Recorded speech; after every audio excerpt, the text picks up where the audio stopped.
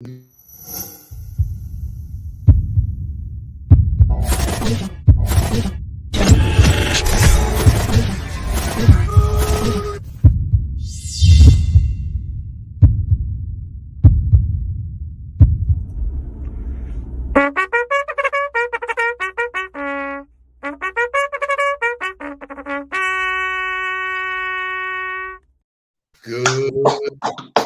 morning. Let's go. It's Thursday, man. I don't even, can't keep track of the days. Great first week to 2023. I mean, obviously we have to talk about yesterday, the on the ball kickoff, which was absolutely fantastic. I got some great feedback and just love to see everybody posting about it. Yeah, there it is already. Chris White coming in.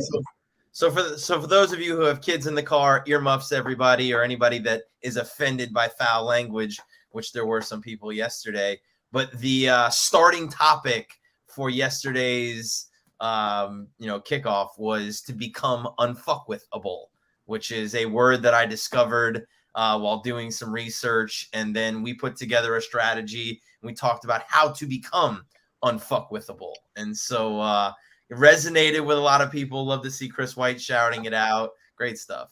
And Chris, Jonathan, so many people reached out to me and said, wow, that was such a great presentation yesterday.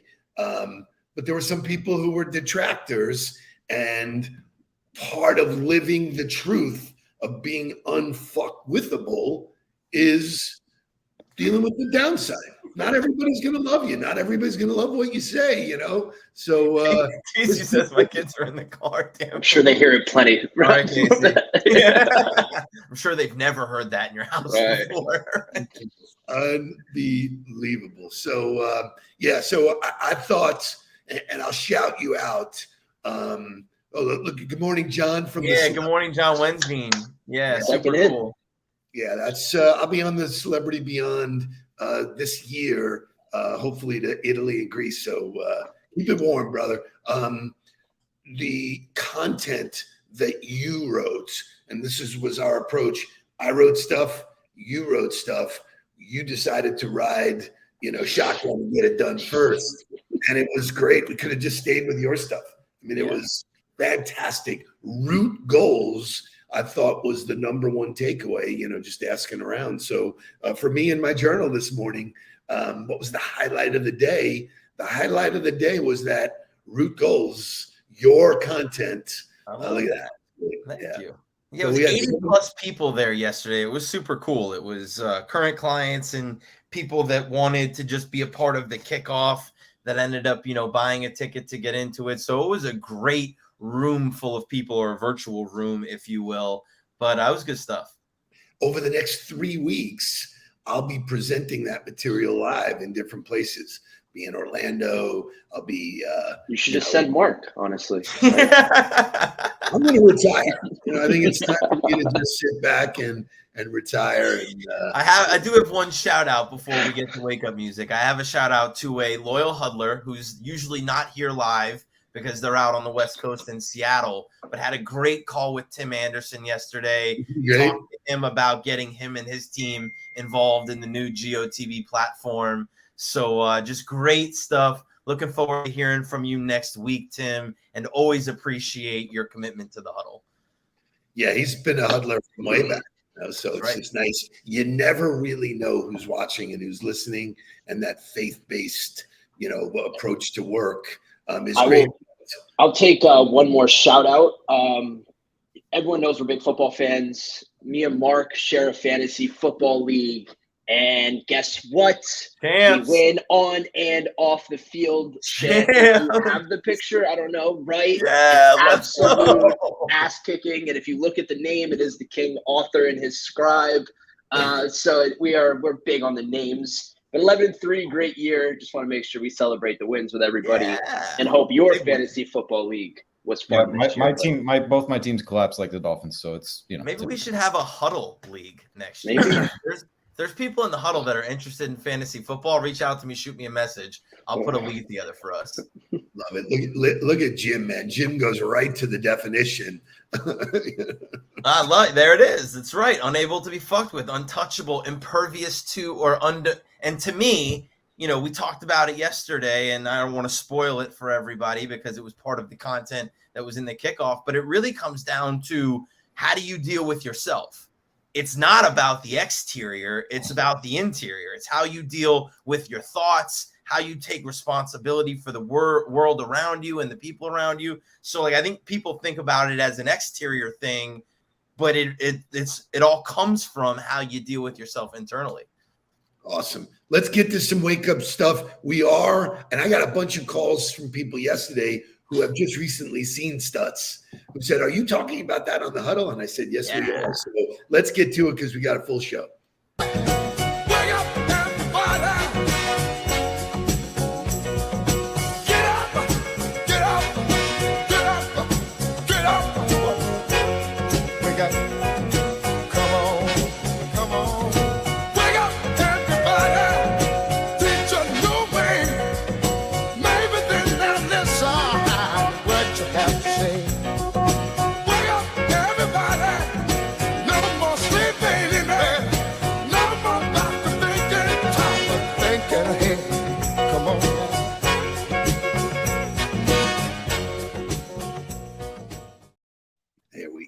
There we go. So much of what we talk about in creating success is environment.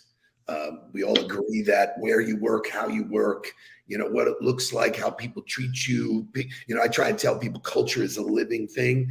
There was a story that came out recently. Shay, show me the picture. I would bet that neither of you know who this person is. I have no idea who that person is. Okay. Most people wouldn't. And so this guy at the end of December played 45 minutes in a New York subway. Handful of people stopped. A couple people clapped. He raised about $30 in tips. No one knew that it was a very famous violinist named Joshua Bell, one of the best musicians in the world. Wow. Okay? Incredible. The violin that he used is worth $3.5 million. So he had equipment, he had the right talent, yet nobody recognized him. Why? The environment. Sure. So 2 days before that, he was in Boston, sold out, the whatever their big hall is. So the experiment proved that the extraordinary in an ordinary environment does not shine. And it's so often overlooked and undervalued. There are brilliantly talented people everywhere who aren't receiving recognition and reward that they deserve. That's what culture is, my friends. Amen to that. And I think, as leaders, you have to be responsible for creating that environment. I think the biggest challenge now is the reality that the environment is no longer going to be a physical location. It may be for a few days out of a week. It may be here and there. But we're going to continue to move to a place where you have to understand how to create virtual environments. You have to understand how to be able to create a space for people where they can feel recognized, where they can feel like a team, where they can have collaboration and creativity in a virtual setting. And a lot of people think that it's not possible. And I highly disagree, because we've done it in football. We've done it in business. We continue to do it. But that, to me, is how do you create the culture and the environment in a virtual space? It comes down to communication. And I think we see it a lot with the leaders. They're so afraid because of how their people's reactions are or how they feel about the virtual environment. And you talked about it yesterday. And we saw it a lot in the NFL yesterday about the leader moving the organization forward and taking it where it needs to go. And we saw in the NFL, we were talking about all the coaches came out, they addressed it. They allowed the players to voice their concerns, but then said, this is where we're going. So what do we move on, boys? What do we need to do together to get us there? What do I need to do for you? And I think that's what leaders are struggling now. They're like, well, there's so much pushback that I'm not going to do it now. And that's not how it's supposed to be. It's, look, I understand there's pushback. Let me hear your thoughts and concerns. How do I navigate? How do I navigate and make this easier for the change to be? And then we'll worry about shifting the behavior to exactly how I want it. And so I think that's an interesting dilemma that people are struggling right now. Jakester, seems like you've been paying attention. Yeah, look at him, man. Goodbye now. This is extra time. I'm only on Wednesday. Pulls up 3-pointer. Bang! Bang! It's good. I am so proud of you guys. It's incredible. But I do want to show it from the other side. It's your responsibility as an individual in a toxic environment. If you don't get treated right and it's not going your way, get the fuck out, man. It's so funny. That's really like, I think my biggest takeaway from my last stop at Lafayette was that I wasn't willing to do that. Like, I was blindly working. I was blindly committed to doing the job and doing the work, that I wasn't going to remove myself from the toxic environment. I wasn't going to make the change necessary. And I'm so thankful that it happened for me. That circumstance and the situation happened that it did, so that I got removed from it, because I was just in that mindset of, I don't care what it is. I don't care how bad it is. I'll work through it. I'll make it work. And you don't understand how it affects everything else around your life until you get pulled out of it and get to see it with perspective. I think you bring up an amazing point, because how you feel at work, you take home, and how you feel at home, you take to work. And whether it's physical or mental or whatever, it is, it is an emotional, there is that side to us as human beings. That's, very important. So I wanted to bring that story. I thought it was great. Why am I not surprised that two Michelles from Sistel know that, so that's actually good. Did Jim say Wahlberg? Because I was about to say it's like Vince. That's who he thought it was. I was going to say it's like Vince Papali. Jim is on fire this morning. Right. Although, if they were to make a movie about that scenario, I could see Wahlberg playing that role. Which is so great, because Jake sent us a reel this morning with Wahlberg in it. Yeah, right. Let's get to motivational music, because this is a good one. This is how you're supposed to live your life. Go.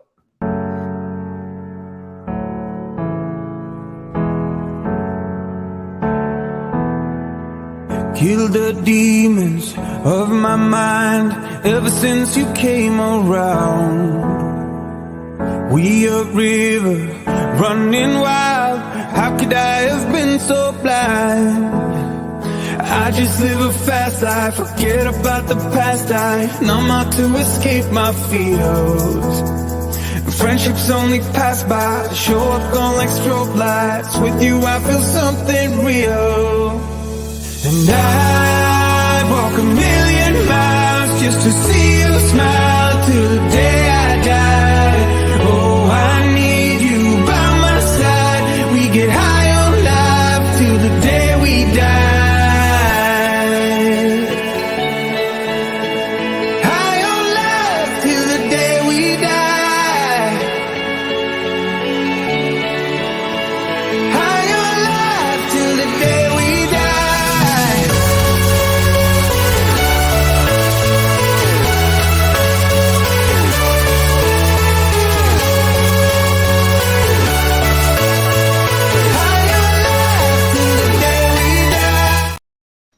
Very rarely do you bring a song that I don't know. I was going to say, for the group, that I was not the one who picked that song. Well, how about this? That whole genre, which is Gorgon City and Armin van Buuren. I love all that stuff. I just love it. And if you don't get moved by a song like that, I want to be high on life, man. It's so good. Did you see that at Ultra? Yeah, no. The only thing, I was gonna say the only thing that would have made that song better would be the White Lotus theme song in the background, right? Right. The Tiesto version. By the way, I'm a season in. I'm hooked. I love it. Oh, wait for the second season's season's even better. Yeah, it is. The second season is significantly better. Very cool. So I promised you we would talk about Stutz. Here's the trailer so that those who have not seen it kind of get a taste. Those who have seen it, it's a reminder. And then we're busting in with the themes. What's up, Stutz? Hi, Jonah. Okay, entertain me. I'm just going to start by acknowledging how odd this endeavor is. A patient making a movie about his therapist. But my life has gotten immeasurably better as a result of working with you. If it worked for me, maybe it will work for other people. The average shrink will say, don't intrude on the patient's process. They will come up with the answers when they're ready. That's not acceptable. They just listen. And your friends, who are idiots, give you advice. And you want your friends just to listen, and you want your therapist to give you advice. You don't have to solve all their problems, but you have to give somebody the feeling that they can change right now. What's wrong, Jonah? How can I make a movie where I'm talking about people being vulnerable and working on their problems and not be vulnerable myself? You can't move forward without being vulnerable. Vulnerability connects you to the rest of the world. You're giving out the signal to the world, I need you because I can't do this by myself. I was this wildly insecure kid. The work has been accepting and feeling that it's great to be this person. You are still in the struggle and in the fight of being a human just like everybody else. Take action no matter how frightened you are. If you can teach somebody that, they can change their whole life. Bingo. So, I mean, like watching it again, I get like teary-eyed. So there was the headline for the article, or one of the articles where I did some of my research after, was "If you have a brain, you should watch Stutz." That was the title, and that's how I feel about it. And what I really loved about this exercise, though, was that we all watched it at different times. We all took our own notes, and then looking at everybody else's notes, it's cool to see what strikes people. You know, like there were notes that you guys took that I did not take. And to me, it's like, oh, look at what resonates with people. There was so much to learn and so much to take away. I think for all of us, the number one takeaway was that you want to be high on life, you're going to get pain, uncertainty, and constant work. 3 realities of life that you have to accept, which is there's pain, there's uncertainty, and there's constant work. And when you accept those 3, that allows you to then start to move through life in a more understanding and strong way. So I thought what was really significant about it was, first of all, it's a topic that nobody really talks about. You know, it's not like you ever get into, you know, interview or hear about the process of creating mental health and boundaries. And sure, Stutz, the guy, was super cool. I've done homework on him. He's done stuff in the sales space with some other sales leader. Brian Johnson is a guy that I was following for a while, that he wrote a book 10 years ago with Stutz. So, right. You know, his fundamentals about how to, you know, about mental health, I think are so unique. Well, there were 2 things that he said. There were 2 things that he said in that trailer that I took away from the documentary as well, which the one thing is what the way he talked about psychiatrists or psychologists and they don't want to intrude on the patient, interfere and they want to allow them to find their own way. And he goes, that's not acceptable. And I feel like that's something that leaders should take away, is especially in the world of like, oh, we don't want to infringe upon people's feelings, and we don't want to, you know, in this politically correct scenario. The thing I loved about football, the thing I loved about sports, and I think what I carry into my coaching still is that willingness to make people feel uncomfortable and to make people, you know, feel that urge to push and to get involved and be a part of creating the change, not just allowing it to happen on its own, because that's not acceptable as a leader to just allow them to figure it out on their own. You have to push them. It's your responsibility. And, you know, for me, watching him, he takes that investment in people by saying, I'm going to give you something right away that helps. You know, he talks about it, and you'll see it in the documentary, but he goes to school and he's going through these training sessions, and he's like, we didn't do anything. We just sat there and listened and said, how does that make you feel? And he goes, that doesn't work for me. I want to give something that helps them immediately. And so therefore I have to go develop it. And that's what, I mean, we try to do it in coaching. It's every coaching call, every huddle, give you something that is actually changeable in your life, or use it to change your life. And so that was what I saw as his investment, was that I'm going to try everything in my ability to give you something that'll work immediately. So in my whole career in sales, for me and the people I've worked with, whether they were clients or they employees or whatever, it all comes down to how you see yourself. I can't control that. How you see yourself is a limiting belief. You don't see yourself on stage in front of 500 or 1,000 people that's where the work needs to be done. And Right. he goes, everybody has to go find it, focus on it, and work on it. The goal is not a great performance, and this speaks to his pearls. It is to use the tools to tolerate and understand what happens next. I was like, I was stopping and writing. Right. I know. This guy is fantastic. How is he funny? World renowned?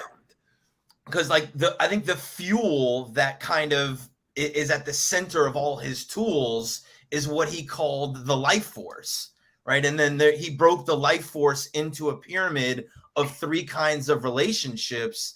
But like, to me, when he said it, for whatever reason, because my brain is weird, I like imagined the life force as the flux capacitor, right? Like that's the thing that was at the center of the vehicle that made it go. And so it was like, okay, well, how do you fuel it? What are the things, what's the work that you have to do in order to be able to fuel it? And he goes, the first one is the relationship with yourself. And the way that you improve your relationship with yourself is by writing.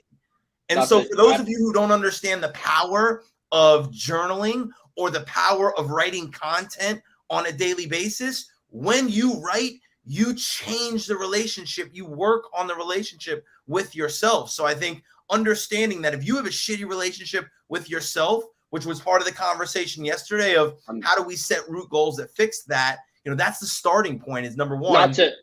Not to interrupt you, not to correct you, but he starts with body.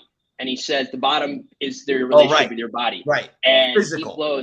He goes, your physical relationship, what you eat, how you sleep, your workout. And Jonah Hill, who has struggled with obesity, body, deformity, and all these different things that he struggled with as an actor, he goes, well, how much of that is important? And he goes, 85%. Right. Right. 85% is taking care of your body. And so that to me is like, and I think people get way too complicated when they talk about taking care of their body. Like I had this conversation with Casey Sherwin yesterday, like, there's macros and you can count and you can do all these different diets, keto, all that shit. Keep it simple. Eat protein, drink water, get sleep, and exercise. Yeah. Do those things. Right? Like, don't overcomplicate it. Somebody said to me, I was like, yeah, I just had chicken thighs. And they were like, well, it'd be better if you had breasts. And I was like, no, come on, man. Not.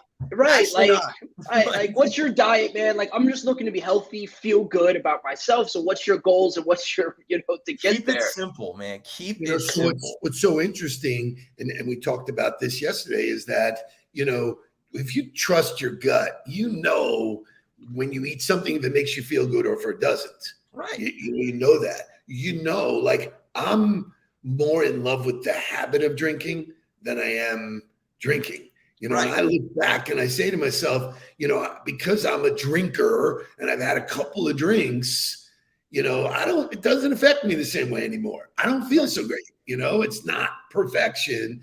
I know that, but I'm addicted to that vision of myself. Sure. Drinking at, I'm going to have a steak. Wine. I'm going to have this martini. Sushi. Boom. So it's all theater. It's all theater. That's all theater, which to me, the way you avoid that, which we talked about yesterday, was staying focused on the end goal. What's the end goal, right? Like, not about what you want to look like or feel like in that moment, but what's the end goal? How do you want to feel tomorrow? How do you want to feel 3 days from now? What do you want your body to look like in a month? How do you want to feel in a month? What do you want to take away from that event? Like, when you start thinking about it in long term instead of in the moment, it makes it a lot easier to stay disciplined, which Kevin Split talks about. It's all about discipline. But how do you keep yourself disciplined? I think it's about keeping the long-term vision. And within that life force, the middle one was your relationship with people. And he really addressed it in a way that stuck out to me was, we get so caught up in the phone works 2 ways. If you don't call me, I'm not going to call you. And he goes, how does he word? He goes, relationships keep you active in life, take initiative and reach out. Right. Like that one really, because especially being a young guy, you're like, well, they're not hitting me up, or your friends aren't doing it. Like, and everyone, they don't think that way. They're worrying about their own life force. They're doing their own things. And once you reach out, put yourself in those situations, you feel rewarded. You feel kind of rejuvenated, and you're like, we are friends, and your mind starts to play tricks on these. And it kind of goes into the next one, which was I called it the shadow, which was the uncertainty part of everybody's life, and everybody wants to shy away from that. And I know Jonathan Aarons was talking about, being more vulnerable, but that's the area of our lives that we don't want to talk about. We don't want to talk about I'm scared to do that, so I don't really focus on it. I focus on my good parts. And he goes, well, if no one's going to focus on the bad parts, if you're not, who else is? Right. And you can't neglect that. And you have to show it compassion and tell it's okay and tell them we're going to work on it because it's a different personality. So it was a really cool way of looking at it. So what I love the most is that it's work. If you commit to the work, right, you get better.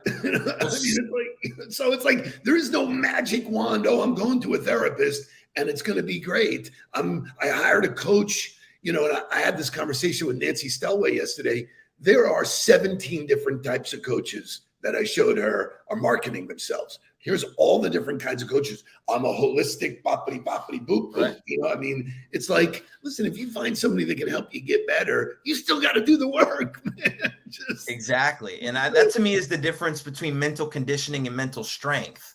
Like mental strength is the thing that you want to develop, right? Like that to me is you get the mental strength from doing the work, from the radical acceptance, which is one of the tools that he had talked about. And like, how do you get to radical acceptance? You're not allowed to make a judgment about something. You have to find something positive about the situation that happened and then look at all the events that happened as having some kind of value. So when you start doing that mental conditioning of, okay, I got to figure out how to radically accept what happens in my life to then turn around to have the strength to move from it, learn from it, and grow from it. That is the work is the conditioning. The benefit or the outcome of it is the mental strength, which is the same with your diet, same with exercise. The work is eating the right way and doing the exercise. The result is the strength and energy you get that come from it. Gotta love it. The timing is perfect. Mr. Qatari with a final comment. Need to define your why and the path there. He will be in the Huddler hot seat tomorrow. So we're excited to have him join us. We appreciate him spending his time with us. So make sure to tell your friends, whatever. He's one of the most successful and coolest entrepreneurs I know. He has amazing sneakers. Amen. Amen. So we will see all of you tomorrow morning. Now it's time to get down to business. Please don't worry about me. I'm about to let my heart speak. My friends keep telling me to leave this. So let's get down to business. Let's get down to